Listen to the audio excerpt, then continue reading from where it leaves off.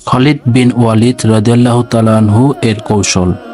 খালিদ বিন ওয়ালিদ রাদিয়াল্লাহু তাআলা আনহু ছিলেন ইসলামের ইতিহাসে আল্লাহর তরবারি নামে পরিচিত। তিনি ছিলেন একজন অপ্রতিরোধ্য সেনাপতি, যিনি তার যুদ্ধের কৌশলের জন্য সুপরিচিত। উহুদের যুদ্ধের পর যখন মুসলিমরা কঠিন পরিস্থিতিতে ছিল, তখন খালিদ নিজের কৌশলগত চিন্তা এবং পরিকল্পনার মাধ্যমে শত্রু পরিকল্পনা ভেস্তে দেন।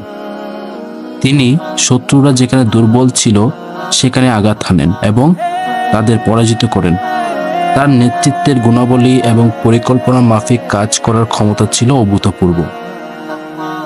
খালিদ রাদিয়াল্লাহু তাআলা আনহু এর জীবন থেকে আমরা শিখি, সফলতার জন্য কৌশলগত চিন্তা এবং দৃঢ় সংকল্প অত্যন্ত গুরুত্বপূর্ণ।